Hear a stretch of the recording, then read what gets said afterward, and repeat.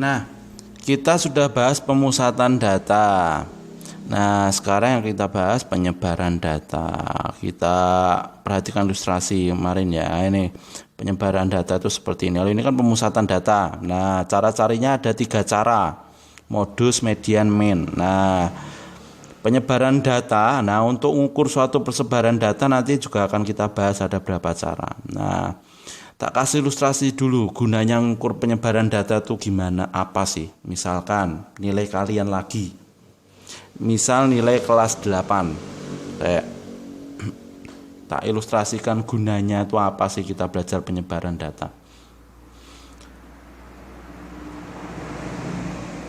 Nah, tak bikin 2 grafik.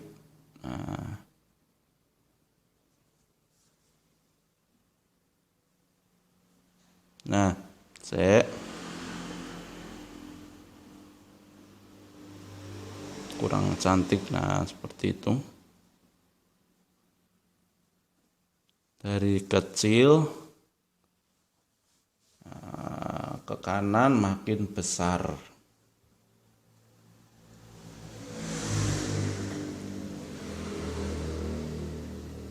Nah, terus tak kasih data yang pertama. Misalkan data kalian setelah diurutkan seperti ini penyebarannya. Nah, misalkan yang pertama penyebarannya seperti ini.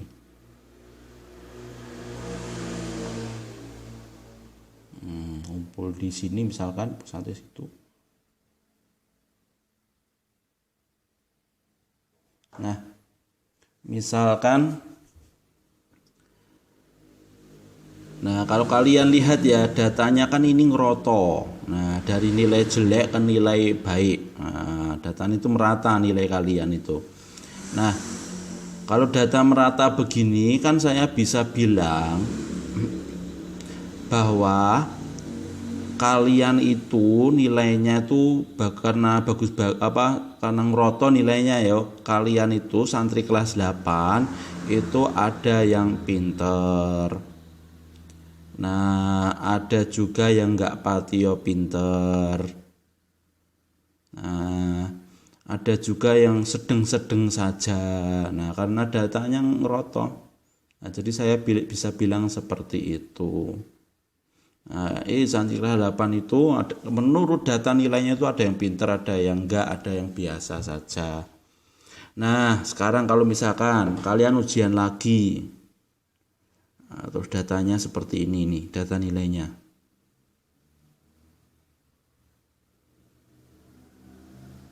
Nah, kan ini nggak ngeroto ya nilainya ya. Nah, cuma nyebar. Persebarannya nggak terlalu lebar. Aduh sih, maaf. Nah, penyebarannya cuma segini. Nah, kalau cuma segini kan saya bisa bilang begini bahwasanya santri kelas 8 pinter-pinter itu. Nah, karena ya nilai kalian itu ngumpul di tempat yang tinggi, yang nilai tinggi. Nah, persebarannya kecil dan itu di nilai yang paling besar. Jadi saya bisa bilang seperti itu. Nah, beda dengan yang roto ya. Long roto kan saya bisa katakan seperti itu. Nah, sekarang kalau pemusatan data, nah kita kan cara ngitungnya ada 3, bisa pakai modus, median, atau mean. Nah, bisa pilih salah satunya. Kalau penyebaran data, gampang, nggak banyak ngitung ini. Penyebaran data, nah kita bahas cara-caranya. Nanti caranya kurang lebih juga ada 3, wes kita ikuti saja. Nah, cara ngitung persebaran data. Seperti biasa tak kasih contoh datanya dulu ya. Misalkan datanya, piro ya saya bingung milih datanya aku. 50, 60, 70. Saya kurang. Nah, 70, 75. Nah, ini datanya sekalian saya urutkan ya. Nah, sekalian saya urutkan. Jadi nanti kalian harus perhatikan dulu datanya itu urut belum toh. Nah, ini sudah saya urutkan langsung. Kebanyakan bahasan nanti kalau tidak urut ke Swen. Nah, untuk ukur penyebaran data itu banyak caranya. Yang pertama kita bisa pakai jangkauan atau istilahnya itu range. Nah, kalau range, kalau kemarin kita fungsi itu daerah hasil ya. Kalau di sini bisa kita sebagai sebutan sebagai apa tuh jangkauan. Nah, jangkauan tuh gampang. Nah, cara ngitungnya tinggal saya kurang tengah. Max dikurangi min, maksudnya apa? Maksudnya nilai tertinggi dikurangi nilai terendah. Nilai tertingginya kan 100, nilai terendahnya 30. Nah, kita kurangi wae 100 kurangi 30 itu 70, seperti itu. Gampang banget jangkauan. Selanjutnya kuartil. Nah, kuartil itu gimana? Kuartil itu kalau kalian bahasa Inggris kan ngomong quarter past 9, itu artinya 1/4 lebih 9, jam 9 lebih 1/4 menit, 1/4 jam. Nah, quarter itu kan 1/4, kuartil ini juga 1/4 maksudnya. Maksudnya gimana? Maksudnya kuartil itu membagi data jadi 4 bagian sama besar. Maksudnya gimana? Jadi bukan jadid ya. Membagi data jadi 4 bagian sama besar.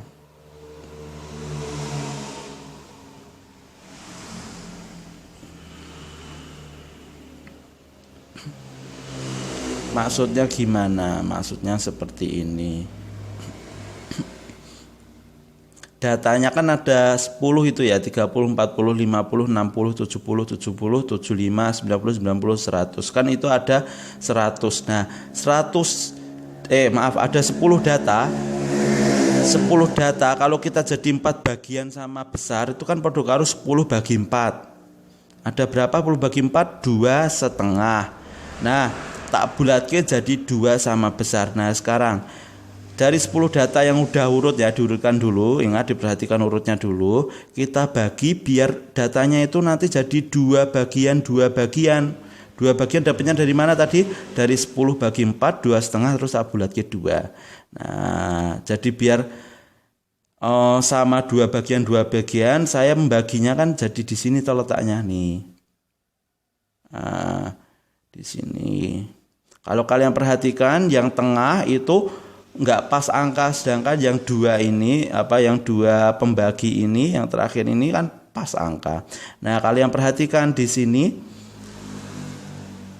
ada 2 data. Nah, ada 2 data.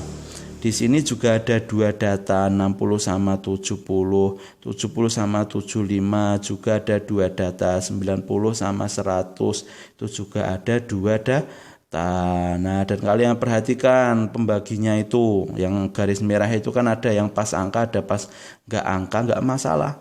Nah, yang ini yang bawah, yang pertama, nah yang paling kiri itu disebut kuartil 1 atau kuartil bawah. Nah, tulis bawah itu aja ya, kuartil 1 atau kuartil bawah. Nah, yang tengah, pembagi di tengah itu disebut kuartil 2 atau kuartil tengah. Nah, kalian perhatikan juga ini juga sama dengan median toh. Nah, di pemusatan data sama kuartil 2 dengan median itu. Nah, dan yang paling kanan itu disebut Q3 atau kuartil 3. Nah, atau sebutannya juga kuartil atas. Nah, seperti itu gampangnya sekarang. Nah, jadi kita ketemukan kuartil 1-nya 50 karena kebetulan pas angka ya pembatas 1-nya pas angka. Kuartil 2-nya 70. Nah, karena dia nggak pas angka, jadi harus kita hitung kayak median yang nggak pas angka itu kita tambahkan terus kita bagi 2. Berapa itu? 70. Nah, kuartil 3-nya pas angka, jadi nggak perlu kita tambahkan bagi 2. Yaitu sudah berapa itu? 90. Contoh lain sekarang. Nah, biar makin paham terkait kuartil. Misalkan contoh data lainnya. Contoh data lainnya,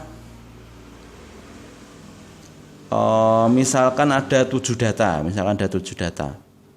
Nah, kita mau cari kuartilnya. Nah, 7 data itu kalau kita bagi jadi 4 bagian sama besar, kan 7 dibagi 4 itu 1/3/4. Saya bulatkan ke bawah jadi 1. Nah, jadi kalau kita bagi 4 sama besar 7 datanya itu nanti ada satu data. Nah, biar satu data begitu, di mana kita baginya? Nah, baginya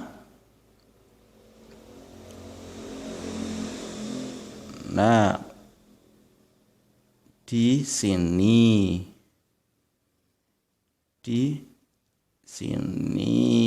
Dan di sini. Nah, sekarang kalau kalian perhatikan jadi 4 bagian sama besar. Di sini ada satu data. Nah, 30 toh. Nah, di sini ada 50, ini ada 70, ada 75. Ada satu data, masing-masing sama satu data. Dapatnya satu dari mana? Dari jumlah datanya tadi 7 dibagi 4. Nah, 1/3/4 tak bulat ke 1. Nah, kuartil satunya jadi ketemu 40. Kuartil 2-nya berapa? 60. Dan terakhir kuartil 3-nya itu 70. Seperti itu. Nah, itu terkait cari kuartil. Jadi cari kuartil itu tadi dibagi 2 sama besar datanya. Nah, sekarang yang terakhir itu interkuartil. Gampang banget interkuartil. Itu cara carinya ya, interkuartil itu. Nah, itu kuartil atas dikurangi kuartil bawah. Alah, gampang banget. Koyo jangkauan tapi ini cuma kuartilnya. Atau Q3 kurangi Q1. Q3-nya berapa? Misalkan kita pakai data yang awal tadi, Q3-nya 90, Q1-nya 50. Ya tinggal kita kurangi saja. 90 kurangi 50 sama dengan 40. Gampang. Nah, itu tadi terkait persebaran data. Nah, simple banget. Nah, ilustrasinya itu sudah terbahas kita penyebaran data.